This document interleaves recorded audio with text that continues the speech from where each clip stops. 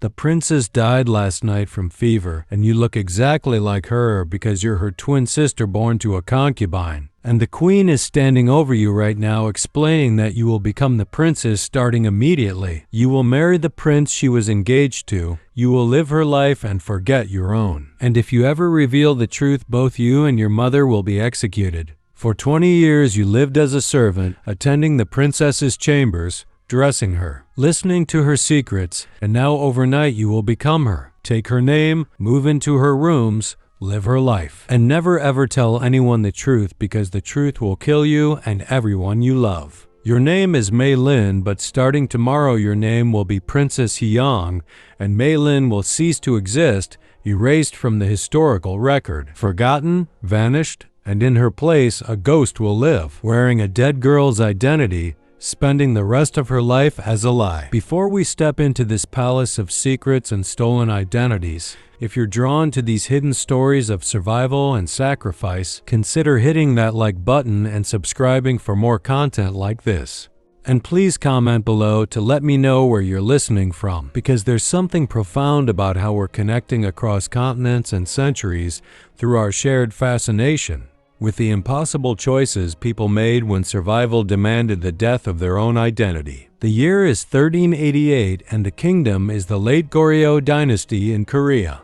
Just before it transitions into Joseon, and the royal court is a place where bloodlines matter more than anything, where legitimacy determines everything, where being born to the right mother or the wrong mother can mean the difference between a palace and a servant's quarters. Queen Consort Shin gave birth to twins on the same night, in the same hour, two girls who emerged from the womb within minutes of each other, and according to all the rules of primogeniture and succession, the first girl out should have been the princess. But there's a problem, a complication that will shape both of your lives forever. The queen had been pregnant, yes, but so had one of the king's concubines, a woman named Lady Park who served in the queen's own chambers, and the timing was so close that both women went into labor on the same night.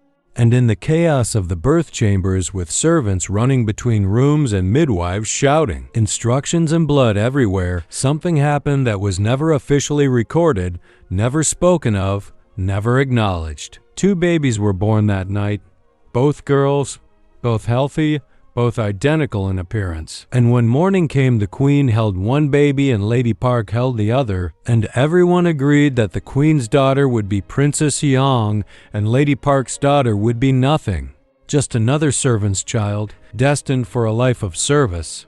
But you and your twin sister looked so exactly alike that even your mothers had trouble telling you apart in those first few weeks. The same dark eyes and the same shaped face and the same tiny hands reaching toward the light.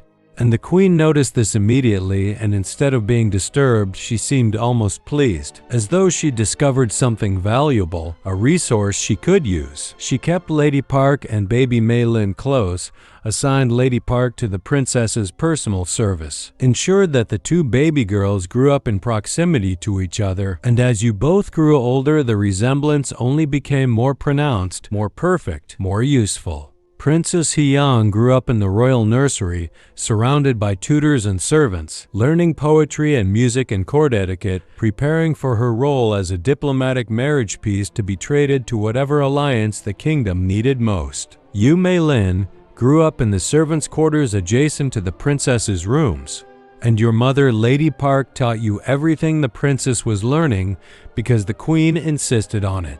Ordered Lady Park to ensure that Mei-Lin received the same education as Huiyang, could read the same texts, play the same instruments, move with the same grace, and you never understood why a servant's daughter needed to learn these things until now, until this morning when everything suddenly makes terrible sense. Growing up, you were more than just a servant to Princess Huiyang. You were her companion, her closest friend, the only person in the palace who could truly understand her because you shared something deeper than friendship.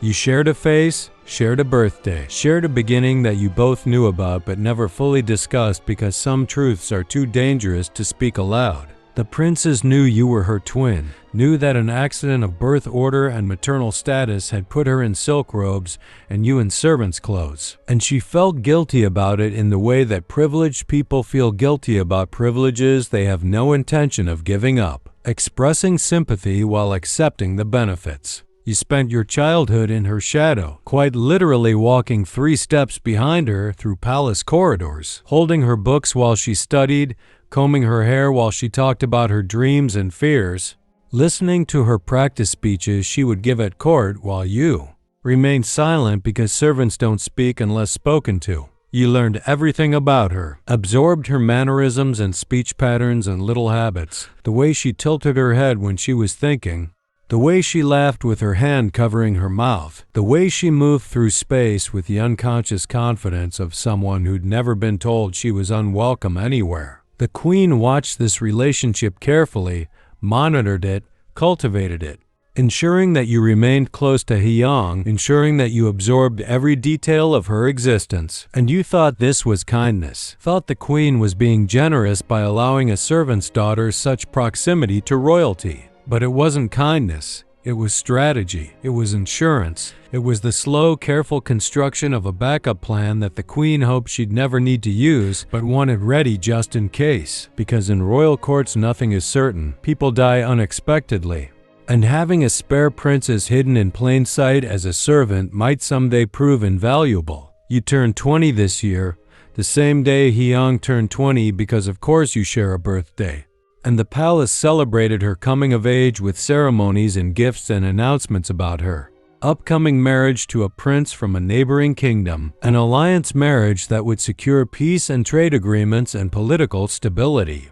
You stood in the corner during the celebrations, dressed in servant's clothes, holding a tray of wine, watching your twin sister receive congratulations and well wishes while you remained invisible. And you felt the familiar mix of envy and resignation that had characterized your entire life. The knowledge that she was you and you were her except for an accident of which womb you came from. But then 3 days ago, Huiyang developed a fever, nothing serious at first. Just tiredness and a headache. But by the 2nd day she was burning up, and by the 3rd day she was delirious, and last night she died in your arms, shaking with chills despite the fever, calling your name because you were the one she trusted most, and her last words were, "Don't tell mother, she'd be sad," and you held her while she took her final breath, and you thought that morning would bring mourning and funeral preparations and the end of the marriage alliance that was supposed to save the kingdom. But morning brought something else entirely, brought the queen to your room with 2 guards, brought locked doors and lowered voices and an explanation that made your blood run cold. The queen sat down across from you in your tiny servant's chamber and spoke, with the calm pragmatism of someone who'd already thought through every angle, every consequence, every detail of what she was about to propose. And the word propose is generous because what she described wasn't really a proposal, wasn't really optional, was more like a command dressed up in the language of choice. "Princess Huiyang is dead," the queen said. Her voice steady despite the fact that she was discussing her own daughter's death, and you realized that she'd already moved past grief into planning, already accepted the loss and started calculating how to minimize the political damage. But the marriage alliance cannot die with her. The kingdom needs this alliance, needs the trade routes and the military support and the legitimacy that comes from connecting our bloodline to theirs. And if the prince's family learns that Huiyang is dead, they'll cancel the engagement. They'll seek other alliances, and we'll lose everything we've spent years building. You stared at her, not understanding yet where this was going, not grasping the full horror of what she was suggesting, and she continued in that same calm, practical voice. But the prince has never met Huiyang, has only seen paintings that could depict either of you, and the wedding is scheduled for 3 months from now, and if a Princess Huiyang appears at that wedding, looking exactly like she's supposed to look, no one will know the difference, no one will question it, and the alliance will proceed as planned. The room seemed to tilt and reshape itself around you as understanding dawned, as you realized what she was asking, what she was demanding, what she'd been preparing you for your entire life without ever explicitly stating it. "You want me to become her," you said. And it wasn't a question because the answer was obvious. It was written in the Queen's steady gaze and the guards standing by the door, and the fact that your mother, Lady Park, wasn't here, was being held somewhere else, being used as leverage to ensure your cooperation. Not become her, the Queen corrected, and there was something almost gentle in her voice, almost maternal, as though she was explaining something simple to a child who didn't quite understand. You already are her. You've always been her. You're identical twins born on the same night from wombs that held the same king's seed. The only difference between you is which mother birthed you first, and that's just an accident of timing, a technicality. I'm simply asking you to accept the role that could have been yours from the beginning, to step into the life you would have had if you'd emerged from my body instead of Lady Park's. But you both knew it wasn't that simple. Knew that identity is more than just appearance, more than just bloodline. Knew that Mei-Lin and Huiyang were different people despite sharing a face. Knew that asking you to become her was asking you to commit a kind of murder, to kill yourself so that a dead girl could continue living, to erase your own existence so completely that even you would have to forget who you really were. The Queen saw your hesitation, saw the refusal forming in your eyes, and her expression hardened into something colder, something more pragmatic than maternal. And she delivered the threat with the casualness of someone discussing the weather. Your mother, Lady Park, is currently being held in the palace dungeons, comfortable for now, but that can change very quickly. And if you refuse what I'm asking, then I'll have no choice but to consider her complicity in concealing your true parentage as a crime against the crown. And the punishment for deceiving the royal family about bloodlines is execution for everyone involved. You felt the trap close around you, felt the careful construction of leverage that the Queen had built over 20 years, keeping your mother close, keeping you close, creating the conditions where you'd have no choice but to comply when the moment came. Lady Park had never deceived anyone, had never claimed you were anything other than what you were. But truth doesn't matter when power wants to create a narrative, when the Queen needs a crime to justify a threat, and you understood that refusing meant watching your mother die, meant dying yourself, meant losing everything while accomplishing nothing because the Queen would just find another solution, another way to preserve her political alliance. If you agree, the Queen continued, her voice softening slightly now that the threat had been delivered, then you save your mother, you save the kingdom, you save yourself, and you step into a life of comfort and privilege instead of spending the rest of your years as a servant. You'll be Princess Huiyang, you'll marry the prince. You'll live in a palace in a foreign land, and no one will ever know the difference because you've spent 20 years learning to be her. You already know everything she knew. You can already do everything she could do. You're already her in every way that matters. But you're not her. Some part of you wants to scream, you're Mei-Lin. You have your own thoughts and dreams and history. You're not just a costume that can be put on and taken off. Not just a role to be played. And becoming Huiyang means Mei-Lin has to die, has to be buried without a funeral, forgotten without acknowledgement, erased as though she never existed at all. The Queen sees this struggle in your face and she leans forward, her eyes boring into yours, and she speaks the truth that will haunt you for the rest of your life. Mei-Lin was never supposed to exist. She was an accident, a complication, and I kept her alive and educated and close only because I knew someday she might be useful. And that day has come, so now Mei-Lin can serve her purpose and disappear, and Princess Huiyang can continue, and everyone gets what they need. You realize in that moment that you've never been a person to the Queen, never been anything more than a tool she kept in reserve, a spare part maintained in case the original broke, and your entire life has been a preparation for this moment. For this erasure, for this transformation from yourself into someone else. The Queen is waiting for your answer, and you look at her and ask the only question that matters. Where is my mother? And the Queen smiles because she knows you've already accepted. Knows that asking about your mother means you've chosen her survival over your own identity.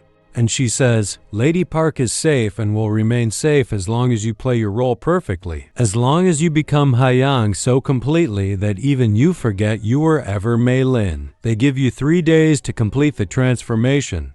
3 days to study everything about Huiyang that you don't already know. 3 days to practice being her until the performance becomes so natural that it stops being a performance and becomes reality. The queen assigns 3 of Huiyang's closest servants to assist you, women who knew the princess intimately, and at first you're terrified they'll notice the difference, will see through the deception immediately. But they don't, because you and Huiyang were identical and you've spent 20 years mimicking her, and the queen has chosen servants who are practical enough to accept the situation without asking dangerous questions. They dress you in Huiyang's clothes, the silk robes you've helped her into thousands of times but have never worn yourself, and the fabric feels strange against your skin, too soft, too expensive, too much like a costume you're wearing for a play that will never end.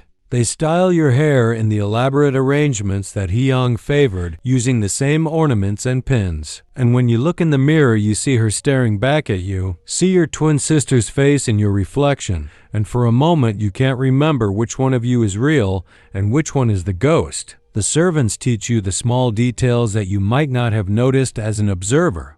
The way Huiyang preferred her tea prepared, the morning rituals she followed, the specific words she used when addressing different ranks of court officials, and you absorb it all with the desperate focus of someone studying for an exam where failure means death. They bring you documents that Huiyang was working on, correspondence she was maintaining, and you practice her handwriting until you can reproduce it perfectly, until even you can't tell the difference between her characters and yours. And with each stroke of the brush you feel Mei-Lin fading, feel yourself becoming the role you're playing. The queen visits every evening to assess your progress, watching you move through Huiyang's rooms performing the routine activities of a princess's day, and she corrects small things, a gesture that's slightly off, a phrase that doesn't sound quite right. And her attention to detail is terrifying because it reveals how carefully she's thought about this, how long she's been planning for this exact scenario. On the second night, she brings you Huiyang's diary, the private journal where the princess recorded her thoughts and fears, and she tells you to read it, to memorize it, to absorb your sister's inner life so completely that you can think her thoughts, dream her dreams, become her from the inside out. Reading the diary breaks something in you because Huiyang wrote honestly in those pages, wrote about how guilty she felt about the privilege she'd been born into, wrote about how she saw you as more than a servant, saw you as her sister, her twin, her other half, wrote about wishing the circumstances of your births had been different so you could have grown up as equals instead of as princess and slave. She wrote about the upcoming marriage and how terrified she was, how she didn't want to leave home and marry a stranger and live in a foreign court where she'd be watched and judged and expected to produce heirs. And reading her fear makes you realize that the life you're inheriting isn't the fairy tale you might have imagined, isn't just silk and jewels and luxury, but is its own kind of prison, just one with prettier bars. On the third day, they hold a private funeral for Princess Huiyang. Private meaning only the queen and a handful of absolutely trusted servants attend. And they bury her in an unmarked grave in a corner of the palace gardens where no one will question a fresh patch of dirt. There's no ceremony, no prayers, no acknowledgement of who she was or what she meant. Just a body wrapped in plain cloth lowered into the ground and covered over. And you stand there watching and realize that this is also Mei-Lin's funeral, that both twins are being buried today, both identities sealed away beneath the earth where they can't contradict the story the queen is creating. After the burial, the queen takes you aside and speaks the words that will define the rest of your life. From this moment forward, you are Princess Huiyang and have always been Princess Huiyang. There is no Mei-Lin. There never was a Mei-Lin. And if you ever forget this, if you ever slip, if you ever allow anyone to suspect the truth, then your mother dies and you die and everyone who knows the secret dies, and all of it will have been for nothing. She says this calmly, matter-of-factly, as though she's giving instructions for a dinner menu, and you understand that she means every word, that she'd kill without hesitation to protect the deception because too much depends on it, the alliance, the kingdom, her own political survival. They announce that evening that Princess Huiyang has recovered from her illness and will resume her normal activities tomorrow, and you lie in her bed in her chambers surrounded by her things.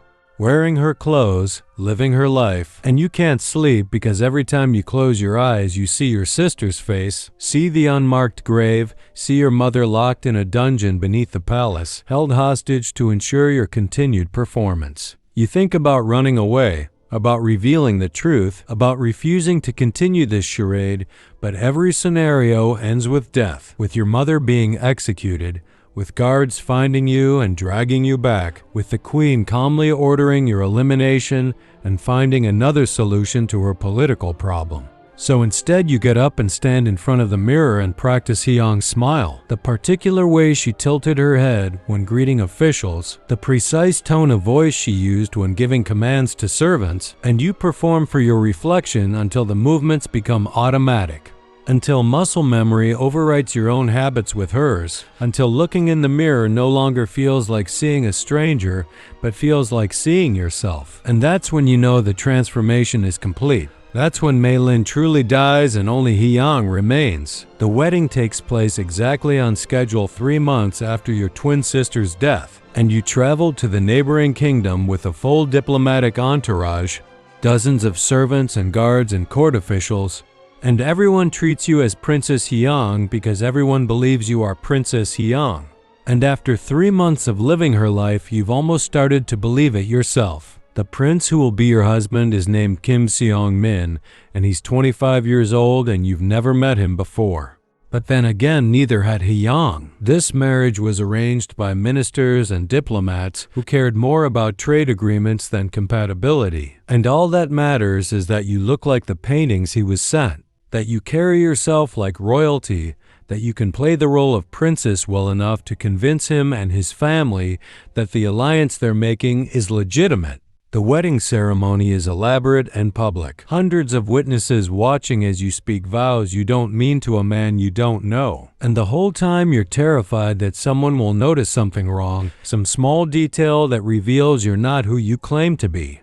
But no one does because you've studied the role so carefully, because you look exactly like you're supposed to look, because the performance has become so natural it's no longer a performance. Prince Seong-min looks at you during the ceremony, and he smiles and takes your hand, and he has no idea that the woman he's marrying isn't the woman he thinks he's marrying, that the real Princess Huiyang is buried in an unmarked grave, and the woman standing beside him is her twin sister, her replacement, her ghost. The wedding night is its own kind of horror because you have to share his bed, have to allow intimacy with this stranger, have to perform not just as Huiyang but as a wife, and there's no escape, no moment when you can drop the mask, no privacy where you can be yourself because yourself no longer exists, only the role remains. Prince Seong-min is kind enough, not cruel, but he's also not particularly interested in who you are as a person, sees you as a political arrangement that happens to come in an attractive package. And you realize that this is what the rest of your life will be, this performance of being someone else, this marriage to a man who will never know your real name, this slow forgetting of who you were before you became who you're pretending to be. The first year is the hardest because you're constantly vigilant, constantly watching yourself for slips, constantly terrified that you'll forget a detail or reveal something you shouldn't know or fail to know something. Huiyang would have known, and the stress of maintaining the deception every waking moment is exhausting in ways you never anticipated. You wake up in the middle of the night, sometimes forgetting where you are, forgetting which name is yours, and you lie there in the darkness trying to remember who you're supposed to be today. And the answer is always the same. You're Princess Huiyang.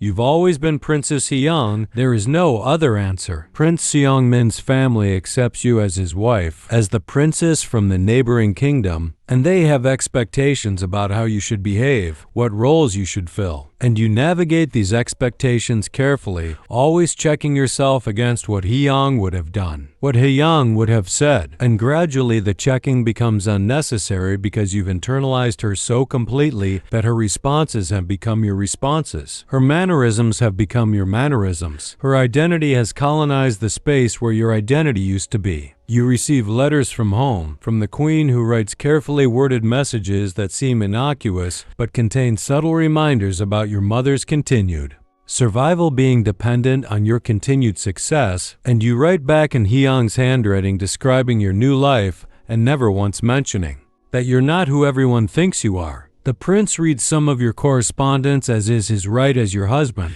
and he comments that you seem happy, seem well adjusted to your new life. And you smile and agree because that's what Huiyang would do. That's what a good wife does. And the performance has become so second nature that you don't even feel like you're lying anymore. By the end of the first year, you're pregnant, carrying the prince's child, and this feels like the final seal on your transformation, because now you're not just pretending to be Huiyang, you're creating the next generation as Huiyang, bringing a child into the world who will never know their mother's real name, never know that their grandmother isn't who they think she is, never know that their entire lineage is built on a lie. The pregnancy is difficult and you spend months feeling sick and exhausted. And sometimes in those vulnerable moments you forget to maintain the performance, forget to be Huiyang, and you start to speak as Mei-Lin. Start to remember things from your life as a servant, but you catch yourself, always catch yourself. Because forgetting means death for your mother, means death for you, means destroying everything you've built. 10 years pass and you've given birth to 3 children, 2 sons and a daughter, and they call you mother and you love them desperately while also knowing that they're loving someone who doesn't really exist. They're loving Princess Huiyang, but Princess Huiyang is dead and buried in an unmarked grave, and you're Mei-Lin, except you can barely remember what Mei-Lin was like. Can barely access those memories from before the transformation because you've spent a decade suppressing them, burying them, pretending they don't exist.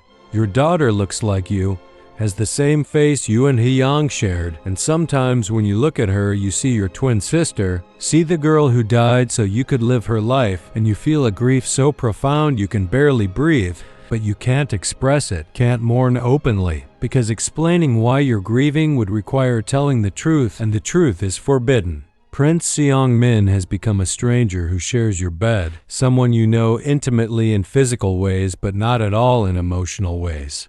Because you can never be honest with him, can never let him see behind the mask, can never risk the vulnerability of being truly known. He thinks he knows you, thinks he's learned your moods and preferences over 10 years of marriage, but what he knows is Huiyang, or rather what he knows is your performance of Huiyang. And there are days when you can't remember if there's any difference anymore, if there's anything left of Mei-Lin beneath the role you've played for so long. You receive word that Lady Park has died, your mother passing away in the palace where she lived her entire life. And the message comes from the queen with condolences about your servant's death, never acknowledging that Lady Park was your mother, never allowing you even the dignity of claiming that relationship publicly. You mourn alone in your chambers, crying for a woman you can never admit was your mother, grieving a loss that no one else understands. And your husband finds you crying and asks why you're so upset about a servant's death, and you have to lie, have to say that Lady Park was always kind to you, was like a second mother. And even that much admission feels dangerous, feels like you're getting too close to the truth that must never be spoken. With your mother's death, the last connection to your old life is severed. The last person who knew you as Mei-Lin is gone. And you realize that you're completely alone now in your deception, that there's no one left who remembers who you really are.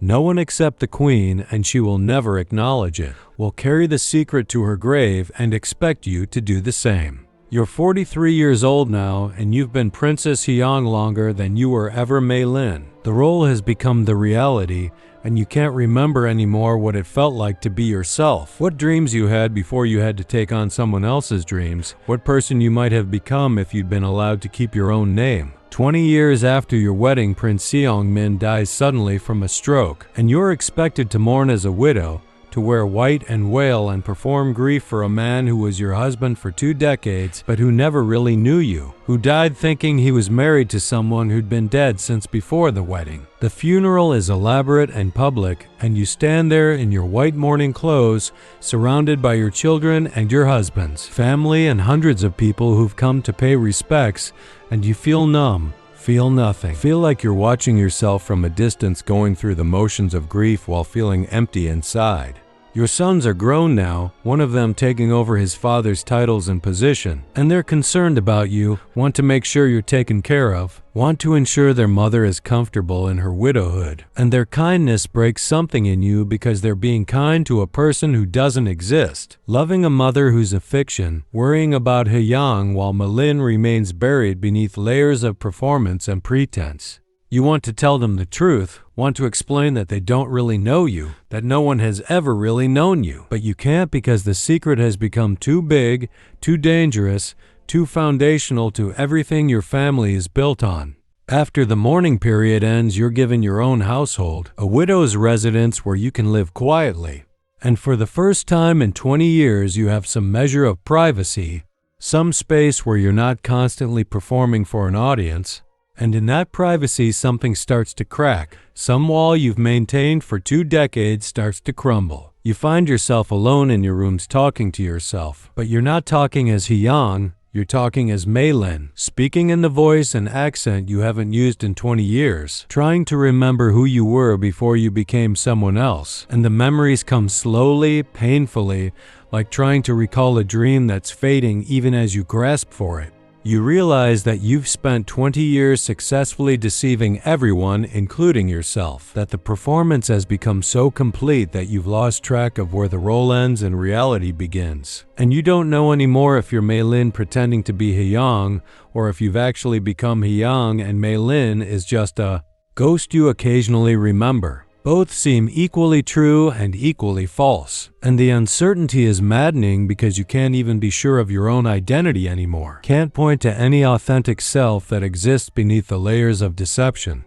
And you wonder if this is what the Queen intended all along, not just to replace Huiyang, but to actually erase Mei-Lin so completely that even you couldn't find her again. 40 years after the substitution, the Queen dies, the woman who orchestrated this entire deception passing away in her sleep at 78 years old, and with her death goes the last person besides you who knew the truth about who you really are. You travel back to your home kingdom for the funeral, the first time you've returned in decades, and walking through the palace where you grew up is surreal because you remember these corridors as Mei-Lin. Remember scrubbing these floors and serving in these rooms, but everyone treats you as the princess returning home. As Huiyang come to mourn her mother, and no one suspects that you're also mourning the woman who held your real mother hostage, who forced you into this life, who gave you no choice but to become someone else. At the funeral, you stand with the other members of the royal family, with people who think they've known you your whole life, but who've never really known you at all. And the eulogies describe the Queen as a devoted mother and wise ruler. And no one mentions that she was also a ruthless pragmatist who sacrificed her own daughter's twin sister to preserve a political alliance,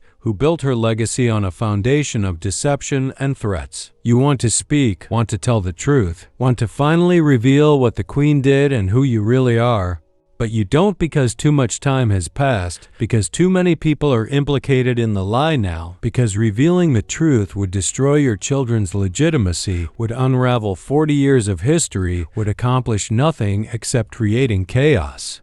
After the funeral, you ask to visit the palace gardens alone, and you find the corner where they buried Huiyang 40 years ago, the unmarked grave that no one tends because officially no one is buried there. And you stand looking at the ground knowing your twin sister is beneath it, knowing that she's been there all this time while you lived her life, married her intended husband, bore children in her name, grew old wearing her identity. You want to apologize to her. Want to explain that you never wanted this, never chose this, were forced into it by circumstances and threats and impossible choices, but you can't speak the apology aloud because even here, even alone, you're too afraid of being overheard, too afraid of revealing the secret that's become your entire life. You realize standing there that you've served a life sentence for a crime you didn't commit, that you've been imprisoned in someone else's identity for 40 years, and the Queen who put you there has now died free and honored while you remain trapped in the lie she created. There's a kind of relief in her death because it means the explicit threat is gone, means no one is actively monitoring you to ensure your compliance, but it also means you're even more alone in the deception, even more isolated in carrying this secret because there's no one left who even knows there's a secret to carry. You're 63 years old now, 40 years removed from the morning when the queen told you that Mei-Lin had to die so Huiyang could live. And you're sitting alone in your widow's residence trying to remember which one of those people you really are. The question should be simple, but it's not because identity isn't fixed, isn't stable, isn't something that remains unchanging beneath the roles we play. And you've played the role of Huiyang so long and so completely that it's not clear there's any Mei-Lin left to remember. Sometimes you try to recall specific memories from before the transformation. Try to access moments when you were definitely yourself and not performing as someone else. But the memories are hazy and uncertain, contaminated by 4 decades of suppression and denial. And you can't be sure anymore which memories are real and which are reconstructions, which feelings were genuinely yours and which were Huiyang's that you've adopted as your own. You remember loving Huiyang as a sister, remember grieving her death.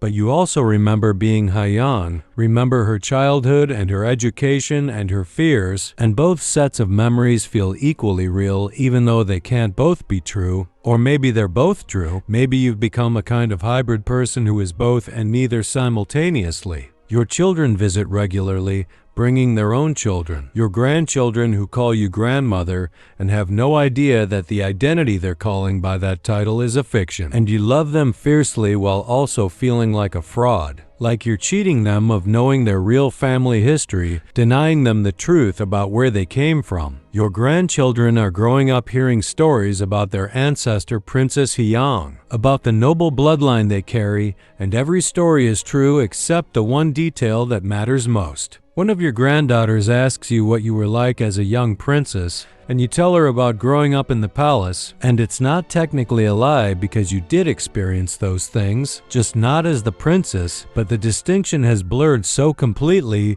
you're not sure it matters anymore. You're 68 when illness nearly kills you, and in delirium you call for your mother, but your children think you mean the queen, and you're too weak to correct them. Too tired to maintain the careful separation between truth and performance. At 70, you decide to write it all down, fill pages with the whole story, describing the night the queen gave you no choice, the 48 years of living as someone else, and you hide the document inside a panel in your chamber wall, not to reveal, but just so someone, someday, might know that Mei-Lin existed. You die at 73 in your sleep, and they bury you as Princess Huiyang with full honors. Hundreds mourning a woman who died 50 years earlier, while the person they're actually burying goes unmourned because no one knows her name. The document stayed hidden for 342 years until historians found it during renovations in 2030. And DNA testing confirmed the impossible. Princess Huiyang had been replaced by her twin sister, and no one had known for over 3 centuries. Mei-Lin died at 20 and lived to 73, both statements somehow true, and whether her life was tragedy or survival depends on how you measure it, whether you count the stolen identity and decades of fear, or whether you count the life lived, the children raised, the survival against impossible odds. What's undeniable is the cost. 50 years of never being truly known, of forgetting who you were until even you couldn't remember, of carrying a secret so heavy it became your entire existence. Her children never learned the truth, and maybe that was mercy. What survives is not Mei-Lin or Huiyang as individuals, but the story of what happened between them, and perhaps being remembered at all, even as someone else, is better than vanishing completely. Or perhaps it's the cruelest irony that even in death, even in confession, Mei-Lin remained trapped in the identity that was never meant to be hers.